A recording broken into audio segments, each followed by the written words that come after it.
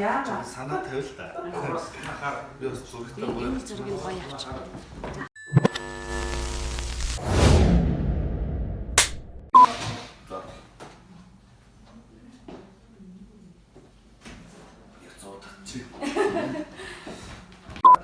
아마 동서 하우스에서 다 건데 내리고 켜 내리라.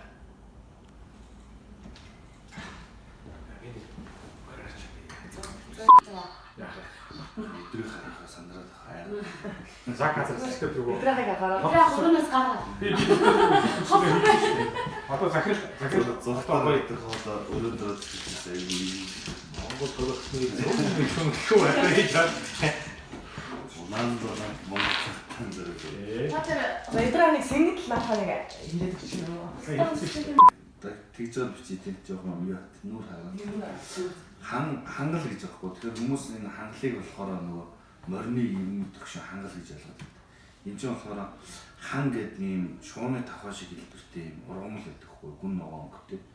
Тэр ургамал ингээд зүг бүр тийшээ харсан дэлбэгийн байшингийн цонхоор билэгдээ. Тэгээд хан тэр ургамал болохоор ингэр нөлөө газар ингэж мөлхөө цэцэг шиг үйлж ургадаг учраас хотгон хорооллыг хэрэгжүүлнэ гэж бодоод тэгээд бид нар хан гэсэн. Гал гэдэг нь болохоор энэ дотор нь тийм жижигхэн шуу тэр галсуулт гэж жижигхэн битэй шуу байхгүй. Тэр шуу болохоор Аз, Европ, Африк гэдэг гурван төрөөр нүүдэлж амьдардаг. Хүчил төрөстэй орчин билүүд үздэг. Тэгээ модон байшингийн орой дээр болон модон дотор үрээцэж ингэж амьдардаг шуу гэдэг жижигхэн бит.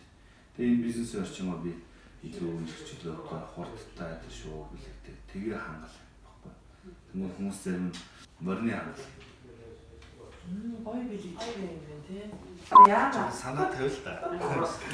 Би бас зурагтай гоё. Энэ зургийг гоё авч.